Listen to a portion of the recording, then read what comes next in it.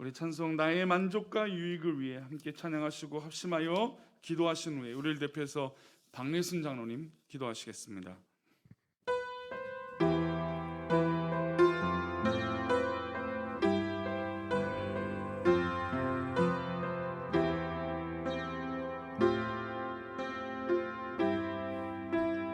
만족과 유익을 위해 가지려 했던 세상 일들 이제 모두가 해로 여기고 주님을 위해 다 버리네.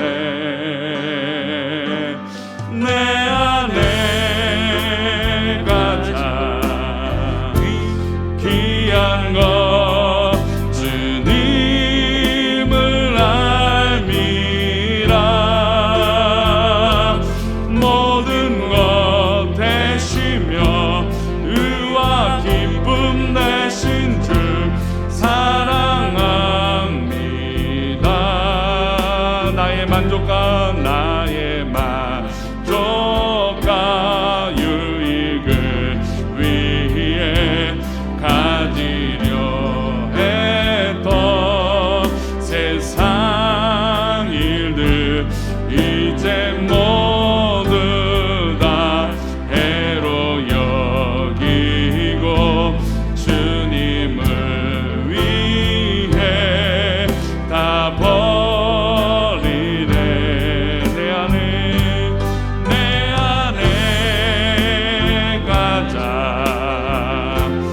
귀한 것 주님을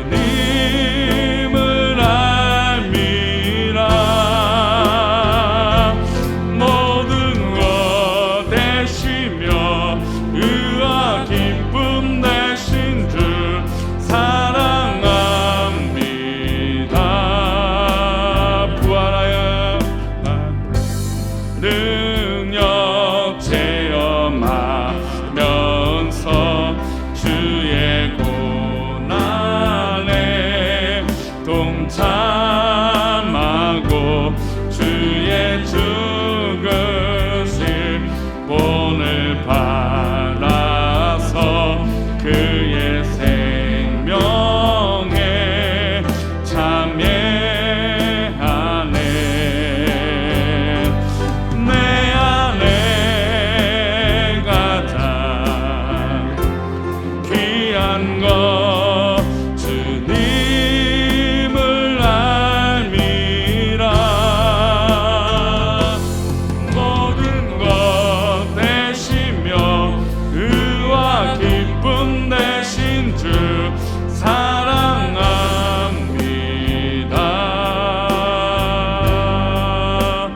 나의 주.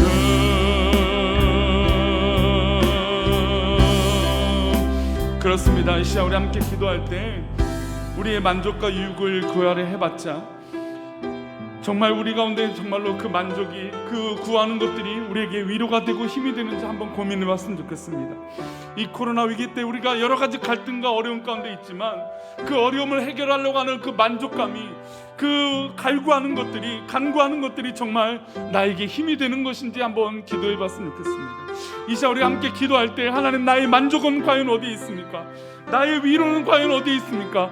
나를 채워주시는 그 놀라운 하나님의 은혜는 하나님 내가 어떻게 사모해야 됩니까? 내가 하나님 앞에 어떻게 하면 더 붙들림 받을 수 있습니까? 라고 고민하고 기도하는 시간 되기를 원합니다.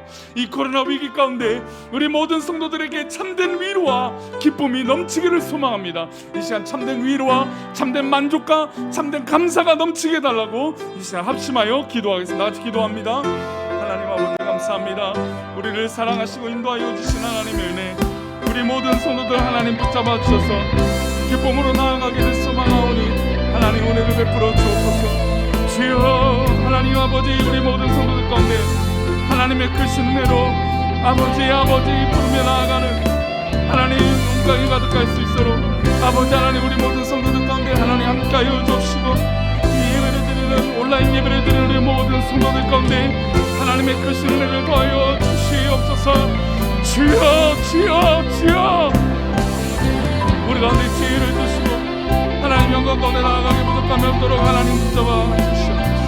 오 주여 내게 베풀어 주사 하나님께 나아가길 원하오니 오 하나님 아버지 인도하여 주시옵소서. 우리 가운데 하나님 한량없는 은혜를 더하여 주옵소서. 다시 나아가게 부족함이 없도록 주님 은혜를 더하여 주시옵소서.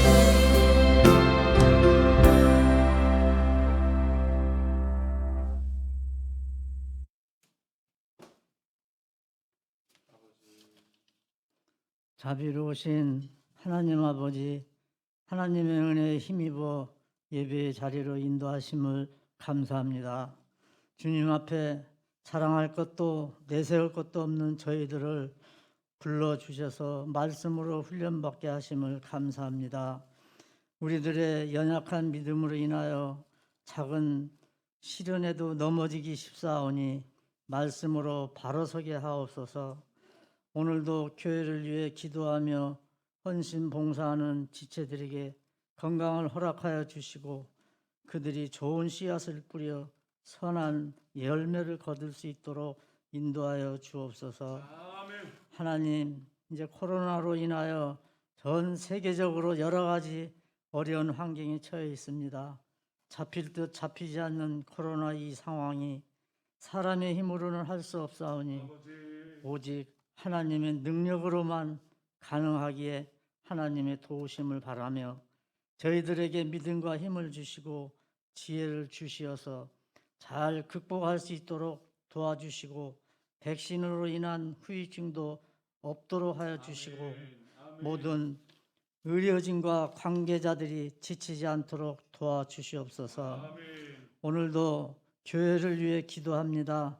예배를 위해 헌신하는 부목사님들과 악기와 영상으로 그 위에 여러 모습으로 수고하는 모두에게 건강으로 또 사람이 할 수 없는 모든 것으로 갚아 주시옵소서. 아멘. 이제 교회에 나오지 못하고 영상으로 예배드리는 성도들에게도 주님의 한없는 은혜로 함께하여 주시옵소서. 아멘. 교역자들 여름 휴가가 진행 중입니다. 모든 일정 가운데도 주님이 동행하시고 아멘. 인도하여 주셔서 아멘. 이제 말씀을 받습니다.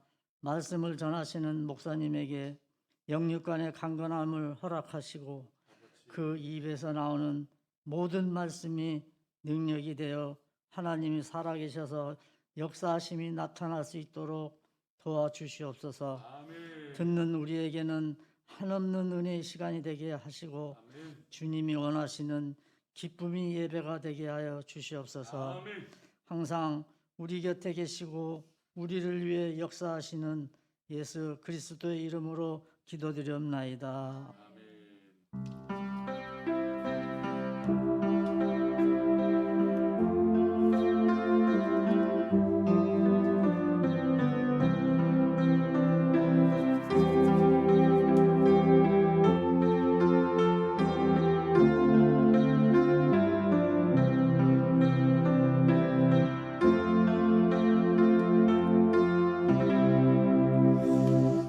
감사합니다. 우리 찬송가 309장 찬양하시면서 준비한 예물을 아버지 앞에 올려드리도록 하겠습니다.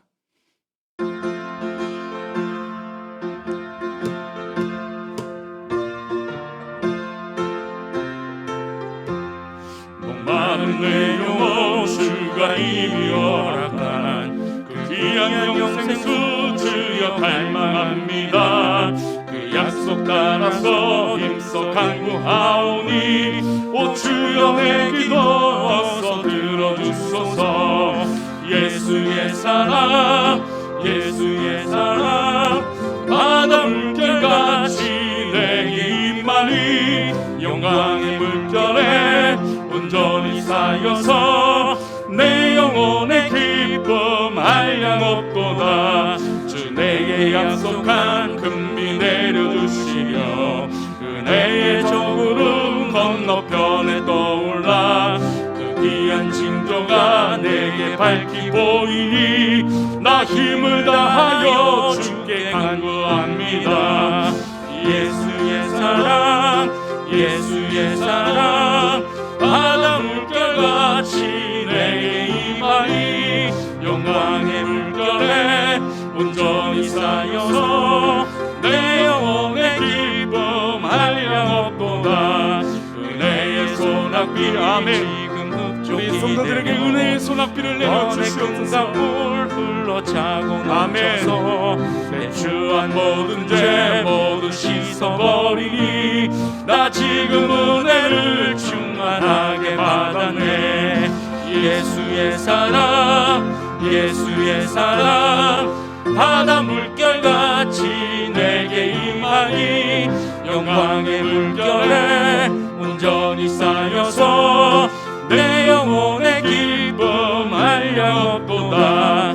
그 차고 넘치는 주의 은혜의 물결 힘차게 밀려와 내게 만족합니다. 오 할렐루야로 주를 찬송하오니 내 맘의 기쁨이 항상 충만함이라. 예수의 사랑 예수의 사랑 바다 물결같이 내게 임하니 영광의 물결에 온전히 쌓여서 내 영혼의 기쁨 한량없도다. 아멘. 우리 드려진 예물을 위하여 기도할 때 감사의 제목을 나눕니다.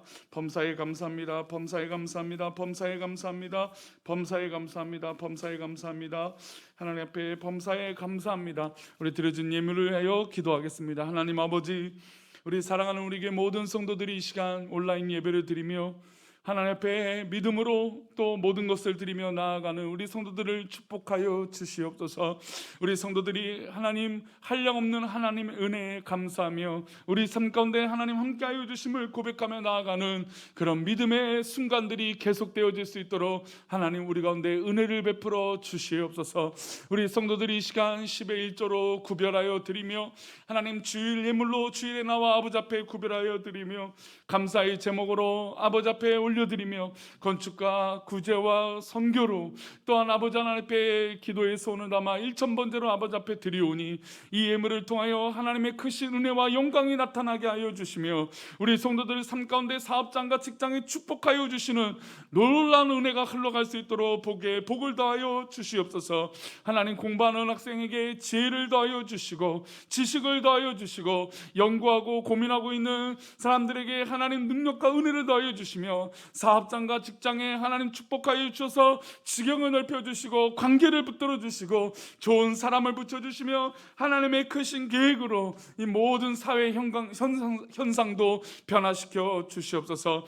우리 성도들이 하나님 남몰래 눈물을 흘리며 간구하는 그 기도 제목을 주께서 아시오니 하나님께서 함께하여 주실 때 그 모든 것에 해결해 있음을 믿고 나아가는 우리 성도들을 붙잡아 주셔서 우리 성도들 삶 가운데 병약한 것을 치료하여 주시며 마음의 질병을 고쳐주시며 육체의 고통에서 자유케 될 수 있도록 하나님 치료하여 주시옵소서.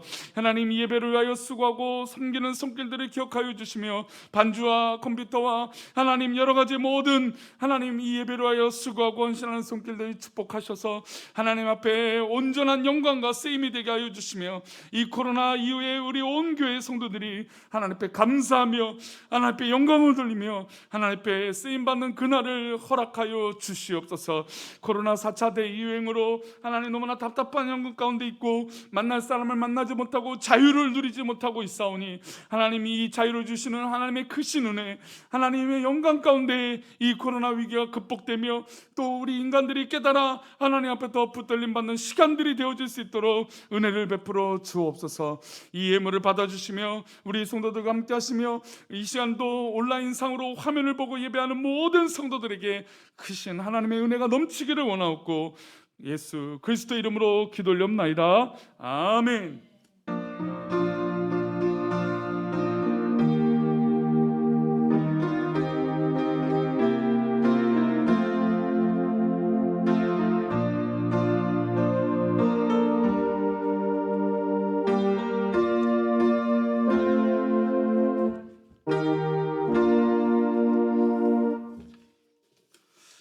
감사합니다.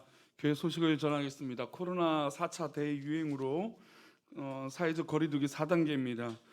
예배 필수 인원을 제외하고 모두 비대면인 그런 위기입니다. 함께 기도하고 승리하는 시간들이 됐으면 좋겠습니다. 뭐 어제 뉴스 가운데 이제 행정 소송을 해서 적어도 교회는 한 20명 이내, 그러니까 즉 19명까지는 예배를 드리게 해줘야 된다. 사회 현상과 또 예배의 어떤 그런 것들을 모르고 너무 행정 명령으로 내는 거 아닌가. 그래서 이제 행정 소송을 했는데 뭐 일단은 뭐 승소했다고 하는, 그러니까 즉 예배 인원을 19명까지 드리게 해도 된다라고 하는 게 있지만 그것은 아직 그 이제 소송에 참여한 교회 그리고 질병청에서 다시 개편안을 만들겠다라고 하는 것 이전까지는 4단계입니다. 그러니까 우리 성도들 혹시나 또 교회에 오고 싶은 마음이 다 동일하겠죠. 그렇지만 아직은 조금만 더 아마 다음 주까지는 가겠고, 뭐 짧고 굵게라고 뭐 4단계를 시작했지만 이것이 이제 어떤 기준으로서 짧게 될지는 모르겠지만 그래도 우리가 조금만 견디고 또 백신을 다시 이 공백기가 지나서 맞기 시작하면 또 속히 이 모든 확산세가 줄어들 거라고 믿습니다. 그러니 우리 성도들 조금만 힘내시고 함께 기도하고 언제나 어디서나 하나님께서 함께해 주시는 놀라운 은혜가 있기를 축복합니다. 특송과 모든 것들은 우리 대면 예배가 조금이라도 가능할 때 시작하도록 하고, 성가대와 식사는 무조건 이제 금지를 이 방역 지침에 들어가 있습니다. 그래서 식사 교제라든지 모든 것들은 조금 더 조심해 주시기를 부탁드리겠습니다. 큐티 할 기회입니다. 큐티 할 기회죠. 그래서 가정에서 또 이 큐티를 하시면서 꼭 하나님 말씀과 더불어서 함께 나아갔으면 좋겠습니다. 이제 출애굽기를 마무리하고 이제 마태복음의 말씀들을 나누고 있는데 참 은혜의 말씀들입니다. 우리 성도들 말씀 가운데 꼭 승리하시고, 그래서 지금 오늘의 말씀도 이제 지난번에 마태복음 마치고 이제 마가복음 이어지는데 이제 사복음서, 특별히 이제 예수님의 생애에 대해서 말씀을 나누고 있는 거에 대한 의미가 좀 더 있는 것 같아요. 그래서 이 큐티와 또 오늘의 말씀 잘 묵상하시면서 하나님 앞에 온전하게 있는 정말 내가 하나님 앞에 바로 서는 시간들이 이 코로나 위기가 되기를 축복합니다. 감사와 기도를 계속 작성해서 붙여주고 계시는데 뭐 이렇게 너무 이제 완전히 뭐 정확하게 이렇게 딱딱딱 겹쳐도 돼요. 약간 겹쳐도 되고, 뭐 같은 분은 살짝 뭐 덧붙여도, 뭐 위에 내가 개인적으로 같은 게 여러 개면 뭐 같이 덧붙이셔도 되고, 나무가 아닌 하늘색 바탕 하늘에도 붙이셔도 되고, 땅 바닥 쪽에 다 붙이셔도 됩니다. 아직 우리 성도들 참여하지 못한 성도들이 꽤 있는데 함께 감사와 기도를 이 코로나 4차 대유행 가운데 추수 감사절까지 달려가서 열매를 맺었으면 좋겠습니다. 이번 주는 노재훈 목사님 휴가 기간입니다. 이로 해서 우리 교육자를 위해서 함께 기도해 주셨으면 좋겠습니다. 네, 우리 함께 나눌 말씀은 이사야서 58장 11절의 말씀입니다. 함께 나눌 하나님의 말씀은 이사야 58장 11절 말씀. 우리 하나님 말씀 사랑하는 마음으로 함께 읽겠습니다. 여호와가 너를 항상 인도하여 메마른 곳에서도 내 영혼을 만족하게 하며 내 뼈를 견고하게 하리니 너는 물된 동산 같겠고 물이 끊어지지 아니하는 샘 같을 것이라. 아멘. 네, 기도하겠습니다. 하나님 아버지, 오늘 복된 주일을 허락하셔서 코로나 대유행으로 말미암아 우리 모든 성도들이 흩어져서 각 처소에서 각 자신이 있는 곳에서 온라인으로 예배를 드리고 있습니다. 그러나 하나님, 이 온라인일지라도 하나님 살아계셔서 우리 성도들과 함께 하시며 우리 성도들 우편에 계셔서 우리 성도들을 꼭 안아주시며 우리 성도들에게 손을 내밀어 주셔서 일으켜 세워주시는 하나님의 은혜를 믿사오니 우리 성도들 이 믿음 갖고 예배하게 하시고 간절한 기도로 말미암아 우리 삶에 역사하시는 하나님을 날마다 매 순간마다 경험할 수 있도록 복을 내려 주시옵소서. 우리 성도들을 괴롭게 하는 모든 악한 것들이 떠나가게 하여 주시고 죄악들이 떠나가게 하여 주시고 하나님의 복된 은혜가 차고 넘치는 은혜가 우리 성도들 가운데 흘러가게 하셔서 머리부터 발끝까지 하나님의 충만한 역사가 흘러가도록 은혜를 내려 주옵소서. 이 시간 말씀을 나눕니다. 이 말씀에 살아계신 하나님의 말씀인 줄 믿사오니 우리의 골수를 깨며 우리의 모든 생각을 깨며 우리의 고정관념을 깨며 우리의 모든 인간적인 가치관들을 깨어서 하나님의 올바르고 복된 말씀으로 채워 주시옵소서. 이 시간 함께하여 주실 것을 믿사오며 거룩하신 예수 그리스도 이름으로 기도합니다. 아멘. 감사합니다. 코로나 4차 대유행으로 1년 6개월이 넘는 1년 뭐 7개월 뭐 내년 작년 뭐 2월 달부터 쳐도 벌써 1년 반이 넘게 코로나와 싸우고 있습니다. 어떻게 보면 참으로 힘든 시간을 갖고 있고, 어떤 분들은 그렇게 말한 분들이 있어요. 아, 이제 이것은 뭐 풍토병이다. 뭐 일종의 이제 감기와 같은 거다. 사망률을 따져도 감기와 독감하고 비슷한 확률 아니냐. 독감 주사 맞듯이 매년 이제 뭐 코로나 주사 맞아서 이 어려움들을, 이 뭐 코로나 유행병을 뭐 그렇게 이제 우리 인류와 함께 살아가야 되는 거 아닌가라고 진단하고 평가하는 분도 있습니다. 그래서 실제로 이스라엘은 이제 3차 접종, 사실 전 세계적으로 백신이 부족한 현상임에도 불구하고 백신의 수급에 빨랐던 이스라엘은 이제 3차 부스터 샷이라고 하는 한 방 더 맞아서 이 델타 변이로부터 뭐 이후의 모든 변이들도 또 대응하기 위해서 하겠다, 뭐 그런 대책들도 발표하고 있습니다. 그래서 이런 생각들과 사회적 현상 때문에 사실 좀 많은 부분에서 느슨해졌던 건 사실입니다. 그럼에도 불구하고 우리나라를 우리 다른 나라와 우리나라를 비교했을 때 우리나라는 어떻습니까? 정부의 방침대로, 질병관리청과 뭐 보건복지부의 방향대로 정말 잘 따르고 고통을 감수하고 있습니다. 사실 뭐 역사적으로도 봐도 우리나라 이 민족성은 전 세계적으로 봐도 정말 이 공동체, 또 국가, 어떤 그런 사회적 이바지에 대한 그런 훈련들을, 또 그런 모습들이 참 대단한 나라라고 생각을 또 한 번 하게 됩니다. 백신을 맞고 어느 정도 감소가 될 것을 기대했지만 다시 이 4차 대유행이 시작하면서 여러 가지 고민과 걱정이 생겨납니다. 이 위기 가운데 사랑하는 우리 식구들은 모두 강건하시고 승리하시기를 축복합니다. 이렇게 위기라고 하지만 사실 뉴스를 듣다 보면 뭐 이게 진짜 위기인가? 라고 하는 생각이 들 때가 있습니다. 이렇게 코로나로 힘들어하는 소상공인들과 뭐 날마다 뭐 시위하시는 분들도 있잖아요. 우리 좀 살려달라, 지원해달라, 이렇게 뉴스를 듣는 것도 있는데, 또 반대 뉴스를 듣다 보면 이건 뭔가 다른 세상이 아닌가라고 하는 생각이 듭니다. 이렇게 위기인데 돈이 많은 사람이 얼마나 많은지, 부동산 가격은 하루가 다르게 오르고 있고, 코로나 위기인데도 비싼 물건을 한정판으로 판다고 한다면 지금도 줄을 서서 그 물건의 고가의 제품을 사려고 하고 있다는 겁니다. 뭐 누누이 제가 말씀드리지만 돈이 많은 것과 뭐 고가의 물건을 사는 것이 죄는 아니죠. 그러나 지금 이 코로나 위기 가운데 분명히 어렵다라고 하는 사람들이 많은데 전혀 그거랑 상관없는 사회 현상도 있다라는 것이죠. 저는 오늘 좀 그 부분을 말하고 싶습니다.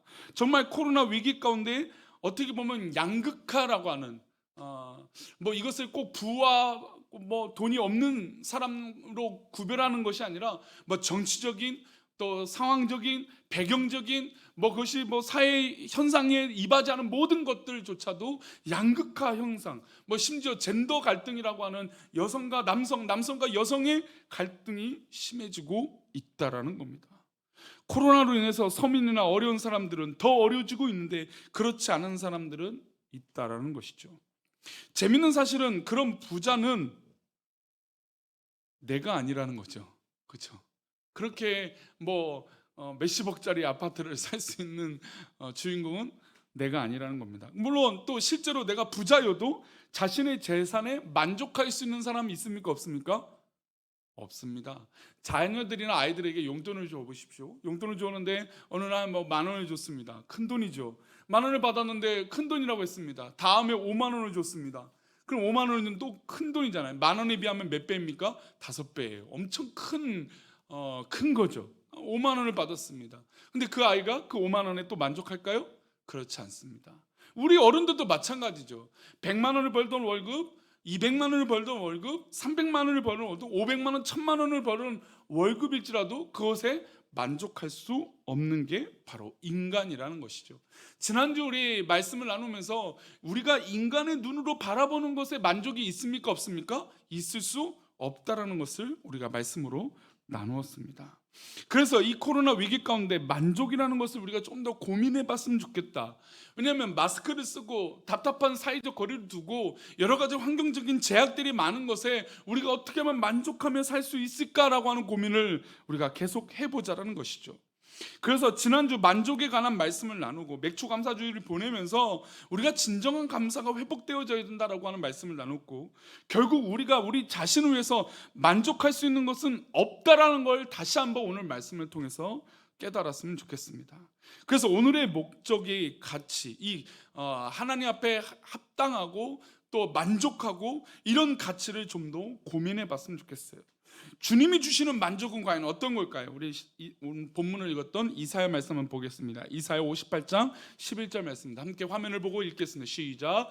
여호와가 너를 항상 인도하여 메마른 곳에서도 내 영혼을 만족하게 하며 내 뼈를 견고하게 하리니 너는 물된 동산 같겠고 물이 끊어지지 않으면 샘 같을 것이라. 사실 이 말씀을 가지고 교회 이름을 많이 집니다. 물된 동산, 동산교회. 그래서 이 따뜻한 표현, 물된 동산 같다라고 하는 풍요로움을 나타내는 말씀입니다. 그런데 이 풍요로움을 나타내는 말씀 가운데 이 전제, 이 만족을 주시는 전제가 있어요.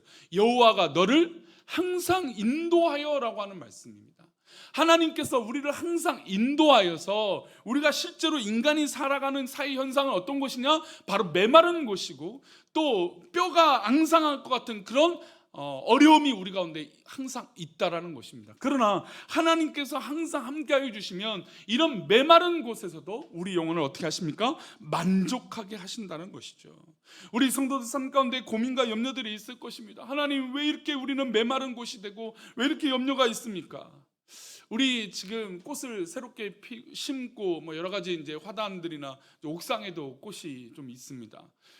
완전히 지금 땡볕이죠. 그래서 물을 주는 시간도 지금 땡볕이 있는 뜨거운 해 아래서 물을 줬다간 꽃들이 타 들어갑니다. 그래서 이제 아침 일찍 나 아니면 오후에 퇴근할 때 아니면 저녁에 갈 일이 있으면 이제 옥상 같은 경우는 해가 워낙 강하니까 물을 주기도 합니다.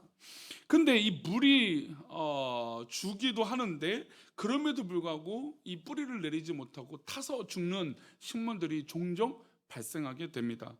물론 이제 그런 열심을 들이지 않아도 막 자라는 것들이 있어요. 상추나 이랬던 줄기들은 물도 별로 이렇게 주지도 않고 관심도 없는데 이제 뜯어 먹을 건 다 뜯어 먹었거든요. 그랬더니 막 줄기가 1m 가량 올라가 있는 것도 있습니다.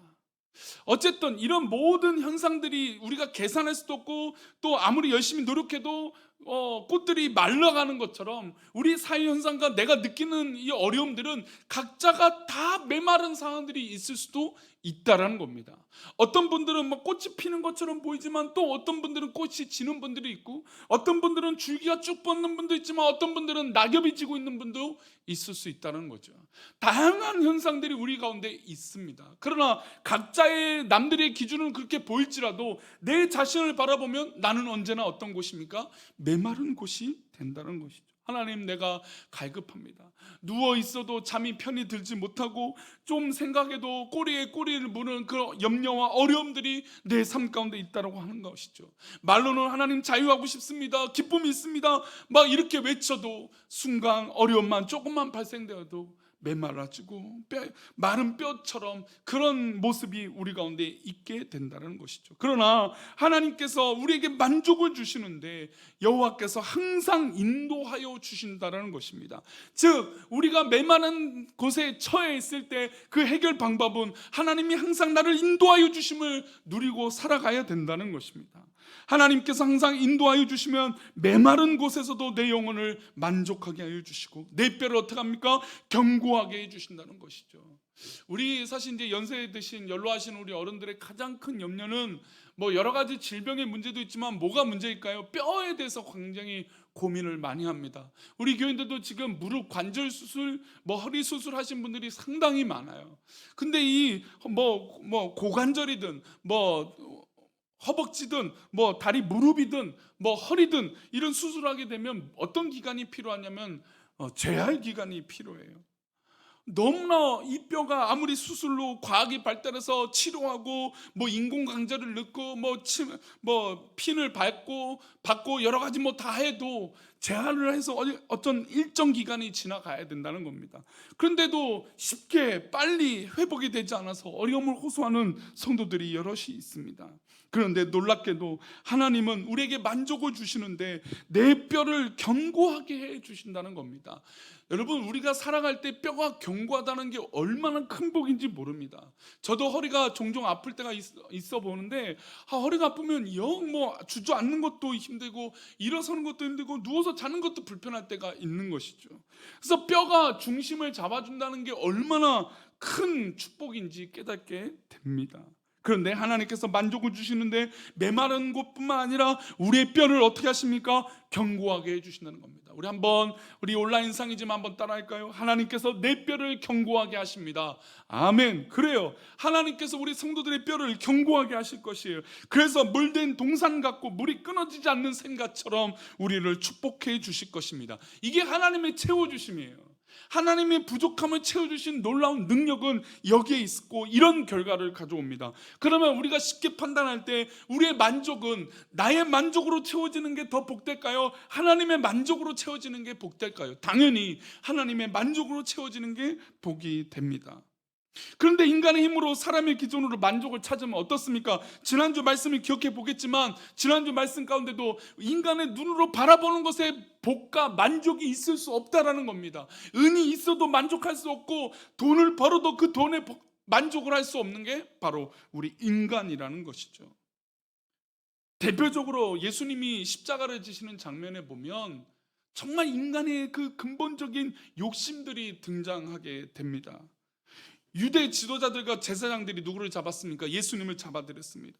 예수님을 반역자요 또 신성 모독이요라고 하는 말도 안 되는 제목을 주어서 계속해서 폭력을 행사하고 그리고 빌라도 앞으로 끌고 나아갑니다. 빌라도 앞에 재판을 넘기게 된 것이죠. 자기의 손으로 죽였다간 또 살인죄를 저지를 수 있으니까 빌라도에게 그 모든 핑계를 대기 위해서 이 제사장들과 모든 유대 지도자들이 예수님을 끌고 빌라도 앞에 갑니다. 그 빌라도가 예수님을 만나서 신문을 합니다. 그리고 죄에 대해서 찾습니다. 왜냐하면 지금 제사장들과 성난 군중들이 예수를 죽이고자 막 모두 모여서 힘을 모으고 있기 때문입니다. 여러 가지 정치적인 부담감도 있고 사회적인 부담감이 이 빌라도의 가운데 있었던 것이죠. 그래서 빌라도가 예수님을 심판하고 재판하고 죄를 찾으려고 했습니다. 그러나 누구의 눈치를 더 봤습니까? 빌라도가 바로 유대인들과 사람들의 눈치를 봤습니다. 그래서 사실 이 만족이라는 게 이 남들의 눈치를 보는 게 참으로 큰 문제의 발생이 시작되어진다는 것입니다. 내가 만족을 하려고 하는데 내 것만 만족하면 되는데 남들의 시선과 남들의 판단이 있으니까 만족을 못하는 것이에요. 남들의 기준이 있으니까 만족을 못해요. 마치 지금 빌라도가 예수님을 신문하고 재판을 진행하고 있는데 죄가 없어요. 그런데도 불구하고 빌라도는 계속해서 주변 사람들의 눈치를 보고 있습니다. 그러니 어떤 것이 등장할까요? 또 다른 죄가 만들어지는 것입니다. 저는 이 인간의 근본적인 이 욕심, 욕망 가운데 이 부족이라는 것이 잘못되기 시작하면 또 다른 범죄가 일어나게 된다는 겁니다. 성적인 것에 만족하지 못하면 또 다른 범죄가 일어나고, 물질에 대해서 만족하지 못하면 또 다른 범죄가 일어나고, 관계와 여러 가지 사람과의 말로 또 욕심이 채워지지 않으면, 이 부족함을 느끼게 되면 또 다른 인간관계의 부족함을 호소하는 게 바로 인간이라는 것이죠. 이런 눈치를 보던 빌라도가 예수님의 죄를 찾으려고 해도 찾을 수 있습니까? 없습니까? 아무리 얘기해도, 설명을 듣고 상황을 보고 예수님에 대해서 이야기를 들었을 때 아무런 죄를 발견할 수 없었습니다. 그래서 사람들에게 묻습니다. 우리 마가복음 15장 14절입니다. 함께 읽겠습니다. 시작. 빌라도가 이르되 어찌미냐 무슨 악한 일을 하였느냐 하더니 더욱 소리 지르되 십자가에 못 박게 하소서 하는지라. 빌라도가 무슨 이게 말이 되느냐, 어떻게 해서 이런 악한 일을 하고 있느냐라고 묻습니다. 예수님을 데려왔던 제사장들에게, 유대 지도자에게 묻는 것이죠. 아니, 너희들이 이렇게 악한 일을 다시 이렇게 저지르는 이유가 뭐고, 지금 이렇게 소리 지르는 민중들은 과연 왜 그러냐라고 질문하고 있습니다. 그랬더니 여기 모였던 사람들이 소리를 더 지르는 겁니다. 말도 안 된다, 십자가를 못 박아라, 예수를 못 박아라라고 막 소리를 지르는 것이었어요. 이때부터 법에 의한 재판이 아니라 여론에 의한 재판을 하는 겁니다. 우리가 요즘 여론에 의한 여론 재판이라는 얘기를 종종 듣게 되는데, 마치 지금 빌라도는 여론에 의한 재판을 지금 시작하고 있는 것이에요. 조금 전까지는 어떻게든 죄가 없으니까 법에 근거해서 판단하려고 했지만, 지금 사람들의 눈치를 보기 시작한 빌라도가 그 만족이 채워지지 않자 사람들의 눈치를 보기 시작하면서 사람들의 그 아우성하는 예수를 십자가에 못 박아라라고 하는 말에 휩싸이게 된 것입니다. 분명히 빌라도 스스로가 아무리 죄를 찾아도 죄가 없다라고 말했습니다. 거기에 모여있던 성난 민중들은 예수님을 십자가에 못 박아라고 소리 지르는 그 소리에 이 빌라도의 마음은 빼앗겼던 것입니다. 이들의 만족은, 이 민중들의 만족은 무엇입니까? 예수님을 못 박게 하는 것이 만족이었습니다. 그래서 빌라도는 한 가지 생각을 해서 비교를 합니다. 살인죄를 저지른 바라바와 그 바라바를 데리고 와서 예수님과 비교를 합니다. 우리 7절 말씀입니다. 7절 말씀 읽어봅니다. 시작.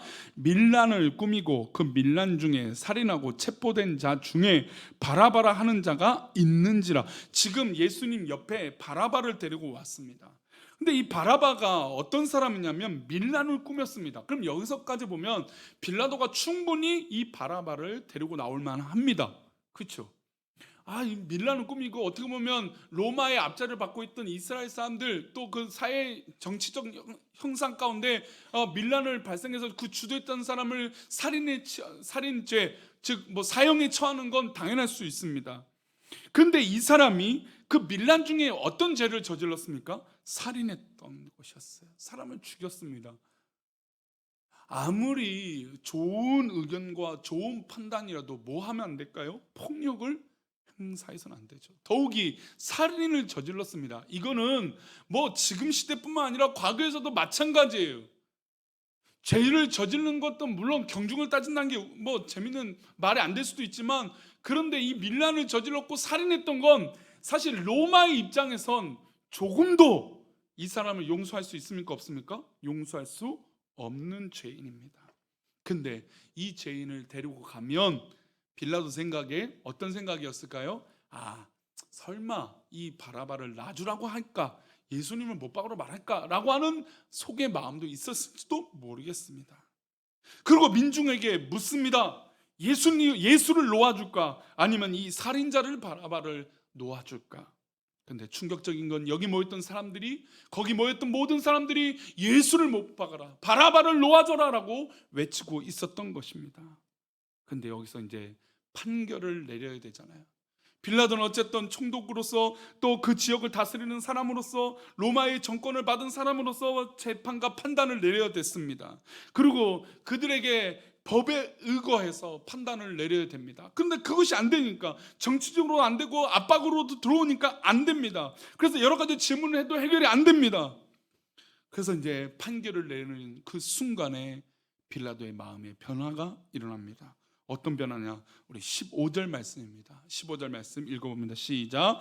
빌라도가 무리에게 만족을 주고자 하여 바라바를 놓아주고 예수는 채찍질하고 십자가에 못 박히게 넘겨주니라. 빌라도가 누구의 만족을 주기 위해서요? 이 사람은 자신의 만족도 아니에요. 지금 이 사람이 만족을 채워주기 시작하니까 남들의 만족을 채워주고자, 물론 결국 자신의 만족이겠죠. 정치적으로 이 모든 사회 현상과 마치 지금 밀란이 일어날 것처럼 성난 군중들 때문에 자신의 위치가 위태로워질 수 있고, 자꾸 소란이 피어지면 로마의 안 좋은 소식이 들려지니까 어떻게든 그 소요를 막기 위해서 자신을 위해서도 이 판단을 했을 수도 있겠습니다. 그러나 성경은 분명히 말합니다. 빌라도가 무리에게 만족을 주고자 했어요. 무리들은 요구하는 게 무엇입니까? 예수를 못 박아라는 겁니다. 죄 없으신 예수님은 못 박아라. 이거는 잘못된 것이었어요. 이거는 있을 수도 없는 일입니다. 그런데 인간의 이 채워지지 않는 부족은 바로 이렇게 악한 결과를 가져올 수 있다는 겁니다. 빌라도가 무리에게 만족을 주고자 바라바는 놓아줬어요. 살인자를 놓아줬어요. 진짜 죄 지은 사람을 놓아줬어요. 그리고 예수님을 채찍질하고 십자가에 못 박히게 넘겨주었어요. 사실 우리가 이런 억울한 상황이라면 요즘은 뭐 과거사 진상을 해서 잘못된 판단이나 잘못된 재판이나 억울한 옥살이를 하게 되면 국가가 보상을 합니다. 와, 보니까 물론 뭐 보상금이 많다 적다라고 말할 수는 없지만 그래도 최선을 다해서 국가가 보상하는 것들을 봐요. 억울하면 그래요. 억울하면 어떻게든 진리를, 사실을 밝혀내려고 합니다. 우리 성도들 가운데 억울한 일 당하면은 발 뻗고 잘 수 있는 사람이 있을까요? 억울하면요, 내 마음이 갈기갈기 찢어집니다. 아이들도요, 늘 잘 지내가다가도요, 어떤 일이 있으면 막 소리 지릅니까? 내가 억울하면 막 소리 질러요. 내 마음은 그게 아니에요, 엄마 아빠. 내 마음은 그렇지 않아요. 나는 이게 맞아요 라고 막 소리를, 엄마 아빠 몰라요 라고 소리를 질러요. 억울하면 어린 아이들도 그 마음을 압니다. 예수님은 지금 완전한 억울함 가운데 있습니다. 그런데도 우리를 위하여 그 십자가의 길을 걷고 계시는 것이죠.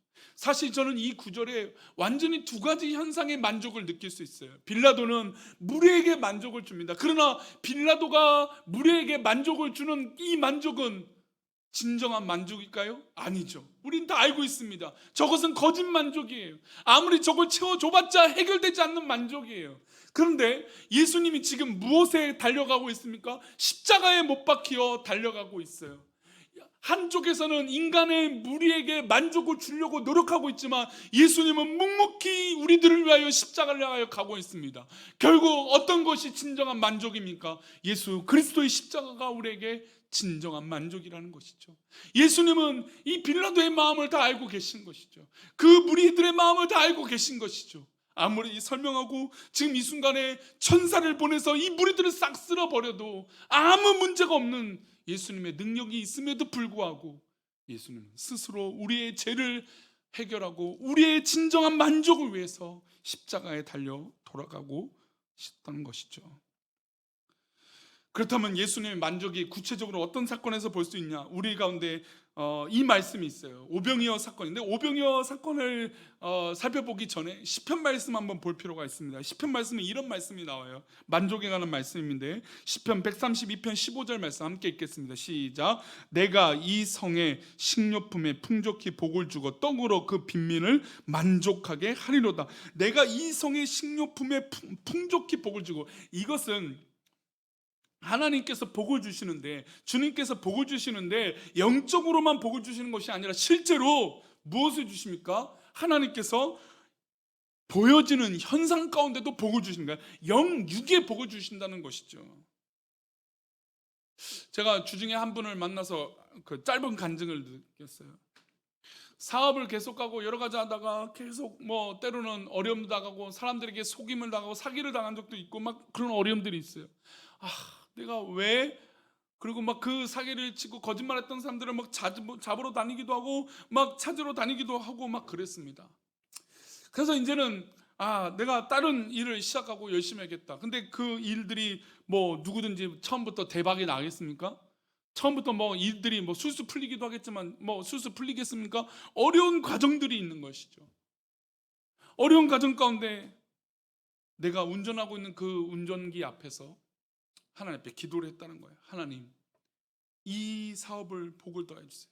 그래서 몇 달을 더 노력하고 기도하고 그 운전대를 잡을 때마다 하나님 잘 되게 해주세요라고 기도했대요. 그랬더니 무슨 일이 벌어졌냐면 코로나가 터진 거예요. 근데 코로나가 터지면 사람들이 위기잖아요. 그렇죠? 어렵다고 하잖아요. 근데 그분에게 그 코로나가 기회가 된 것이었어요. 그래서 평소에 100을 벌었는데 그 위에 400, 500을 넘게 벌었던 그런 놀라운 은혜가 있었다는 것이죠. 물론 이 코로나가 어떤 분에게 정말 어려운 일일 수도 있어요. 아무리 기도해도 해결이 되지 않고 지금 병상에 누워있는 우리 코로나로 인해서 누워있는 우리 성도도 있습니다. 그런 현상이 뭐 나에게 맞지 않는 현상도 있지만, 그러나 하나님께서는 분명히 이 어려움이 있을 때 하나님 앞에 풍족히 채워주신 은혜가 결국 지금 어려움이 있는 그 고백 가운데 변화시켜 주실 줄 믿습니다. 그리고 그렇게 날마다 기도하는 그 기도를 하나님께서 언젠간 분명히 들어주신다는 것이죠. 그랬더니 그분이 저에게 하던 말이 나중에 꼭 기회가 되면 자기가 큰 교회를 짓고 싶다고. 저는 이런 표현들이요, 단순히 그냥 돈을 벌어서 할 수 있는 고백이 저는 아니라고 봅니다.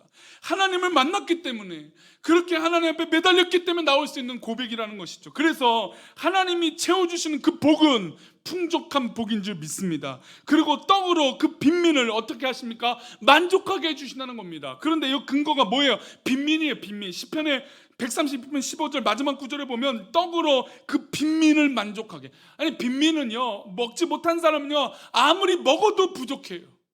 분명히 지금 먹었는데 또 먹어도 부족해요. 왜냐하면 굶주렸던 기억들이 너무나 크기 때문이에요. 먹을 기회가 오면 또 먹어요.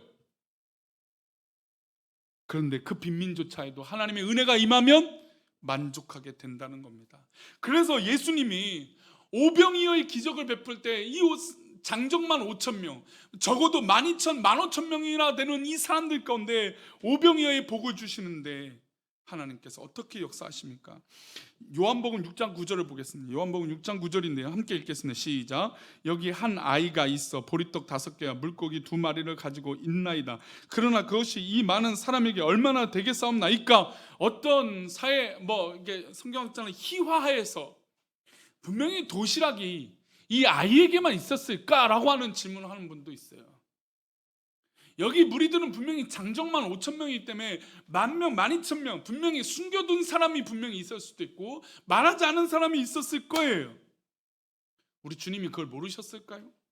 근데 재밌는 건 지금 이 아이가 이 도시락을 들고 나온 거예요. 보리떡 5개, 물고기 2마리.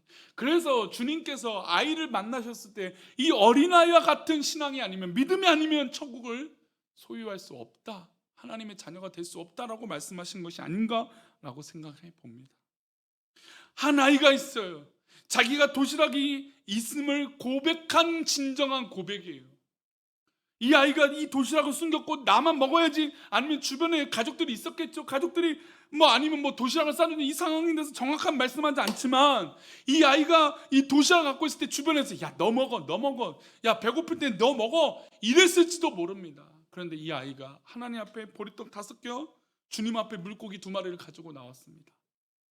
그런데 누가 봐도 이 5,000명은 먹을 수 있는 것이 아니에요. 부족해도 부족이라고 하는 말로 설명할 수 없는 많은 사람들에게 얼마나, 요거만큼이나 되겠습니까? 눈곱만큼이나 되겠습니까? 라고 말하고 있는 것이죠. 당연하죠. 여기 모여있는 사람은 5,000명이기 때문이에요. 그런데 음식은 부족해도 말할 수도 없는 부족함인 이 보리떡 5개와 물고기 2마리 뿐인데 주님께서 손을 들어 축사하십니다. 축사하시니까 이 물고기 5마리, 보리떡 5개, 물고기 2마리, 사람들에게 터무니없이 부족한 것이지만 예수님이 손을 들어 축사하시니까 거기 모여있는 모든 사람들이 5,000명이 먹고도 남는 역사가 이루어진 것이죠. 저는 사실 이 요한복음 6장 13절, 이 오병이어 기적의 너무나 드라마틱한 표현인 이 13절은 우리의 모든 인간적인 욕심과 부족을 채워주시는 말씀이라고 믿습니다. 한번 읽어볼까요? 13절 말씀 읽겠습니다. 시작. 이에 거두니 보리떡 5개로 먹고 남은 조각이 12바구니에 찼더라. 저는요, 우리 주님이 채워주시면요, 보리떡 5개, 물고기 2마리, 이 개수가 중요하지 저는 않다고 봐요. 우리가 생각하는 그 부족함을 채워주시는 것뿐만 아니라 어떻게 됩니까? 차고 넘치게 될 줄 믿습니다. 우리 주님의 능력과 은혜가 임하면 우리 성도들 상황 가운데 그 부족함이 차고 넘치게 될 줄 믿습니다. 그러면 우리 성도들 판단할 수 있죠. 과연 나는 무엇으로 채워질 수 있는 것인가? 과연 나는 내 부족함이 어떤 것으로 채워질 수 있는 것인가? 주님이 역사하시면 십자가의 은혜로 바라바를 놓아줬던 그 빌라도와 민중들은 자신의 만족을 위해서 그렇게 행동했지만 주님의 만족은 우리를 위해서 채워주시는 만족이었던 것이죠. 예수님이 이 땅에서 공생을 하시면서 철저하게 우리를 위하여 사역하시고 우리를 채워주시고 우리를 살려주시기 위해서 역사하시고 기적을 베풀어 주신 것입니다. 그래서 우리는 판단하고 기억해야 됩니다. 내가 진정한 이 부족함을 해결하기 위해서 하나님 앞에 더욱더 나아가는 것입니다. 한번 고민해 보십시오. 내가 하고 있는 이 염려, 내가 하고 있는 이 고민은 과연 어디서 오는가? 사회가 발달하고 풍족해질수록 오히려 부족하다라고 하는 것 때문에 고민이 되는 것이에요. 사랑하는 우리 교회 성도님들, 그 부족함에서 자유하시기를 축복합니다. 우리 성도들을 괴롭게 하는 그 부족함에서 자유하시기를 축복합니다. 우리 성도들을 괴롭게 하는 그 부족함에서 자유하시기를 축원합니다. 건강에서 자유하십시오. 사회, 직장, 사업터에서 자유하십시오. 우리 자녀들 바라볼 때 만족할 수 있는 100점짜리 자녀, 내 자녀가 아니지만 그럼에도 하나님 내 자녀가 감사하고 만족한 것이에요. 하나님께서 주신 것은 만족한 것이에요. 그렇습니다. 우리 하나님이 우리를 인도하여 만족하게 하시면 차고 넘치게 될 줄 믿습니다. 마른 뼈가 힘이 생기고 정말 사막 같은 곳에 꽃이 피게 되는 놀라운 역사가 일어나게 되는 것이에요. 그래서 우리는 기억해야 될 마지막으로 에레미야 31장 말씀을 보고 말씀 맺겠습니다. 에레미야 31장 14절입니다. 함께 읽겠습니다. 시작. 내가 기름으로 제사장들의 마음을 흡족하게 하며 내 복으로 내 백성을 만족하게 하리라. 여호와의 말씀이니라. 처음 보시면 말씀이 누구의 복입니까? 인간들의 복입니까? 다른 사람의 복입니까? 누구의 복입니까? 아니에요. 이 복은 하나님의 복이에요. 하나님의 복, 내 복으로 내 백성을 만족하게 하신다는 것입니다. 사랑하는 우리 교회 성도님들, 하나님의 복으로 하나님으로 말미암아 만족하게 되시기를 축원합니다. 하나님이 약속하셨어요. 이 예배로, 우리의 기도로, 우리의 하나님 앞에 나아감으로 하나님께서 내 복으로 내 백성을 만족하게 하리라. 한번 또 따라할까요? 하나님의 복으로 나를 만족하게 하소서. 할렐루야. 그렇습니다. 하나님의 복으로 나를 만족하게 할 수 있는 것이니 우리의 삶 가운데 일어나는 모든 현상이 하나님의 것으로 채워지시기를 축원합니다. 우리 잠시 기도합시다. 정말 간절하게 한번 이 시간 찬양하지 않더라도 바로 기도합시다. 한번 기도합시다. 말씀을 기억하면서 하나님, 이 코로나 위기 때 너무나 부족한 것들이 많고 너무나 어려운 것들이 많지만 하나님의 것으로 채워지게 하여 주시옵소서.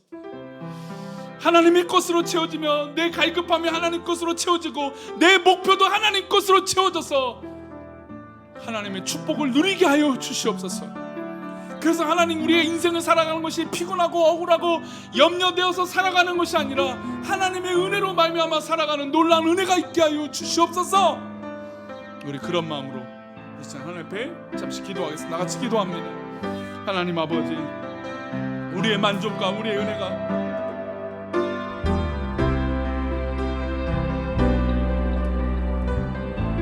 하나님 은혜를 베풀어 주셔서 우리 모든 성도들의 만족과 은혜가 하나님 앞에 있기를 소망하오니 하나님, 우리의 만족을 하나님 앞에 있게 하여 주시고 하나님 앞에 온전한 영광을 돌리면 그런 만족감이 넘치게 하나님 은혜를 베풀어 주시옵소서.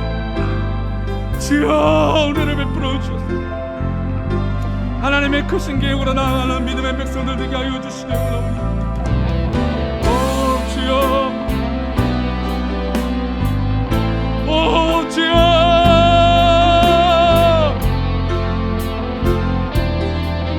하나님의 크신 은혜로 우리를 돌보아 주시옵소서.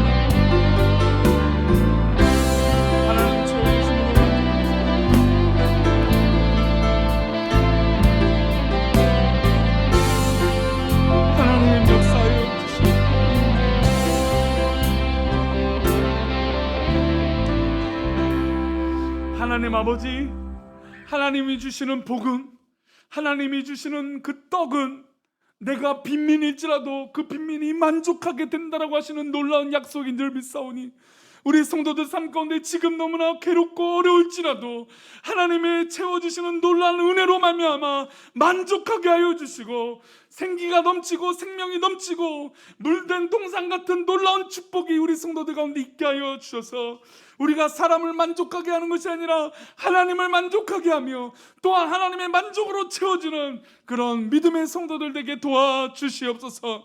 하나님, 빌라도의 그 모습처럼 하나님 민중의 만족을 위해서 잘못된 욕심으로 이끌려 살아가는 것이 아니라 주님의 십자가의 삶처럼 우리도 그 십자가의 길을 걷기 위하여 나아가는 그런 믿음의 성도들 되게 도와주시옵소서.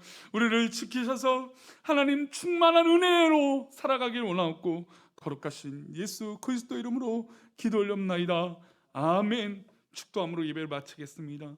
이제는 우리 주 예수 그리스도의 은혜와 아버지 하나님의 크신 사랑과 성령님의 감화 감동 위로 교통하심이 오늘 말씀을 듣고 진정한 만족이 하나님이 채워주시는 으로 그래서 추악하고 열악하고 또 부족한 내가 하나님의 은혜로 채워짐을 믿고 나아가는 우리 귀한 성도들의 그 고백 위에, 특별히 직장과 사업도와 우리가 해나가는 모든 것 위에, 하나님의 크신 계획 위에, 또 특별히 코로나 4차 대유행으로 여러 가지 고민 가운데 있는 모든 성도들의 삶 가운데, 또 이 나라 이민족 위에, 한국 교회 위에 이제부터 영원까지 함께 계시기를 간절히 축원합나이다. 아멘.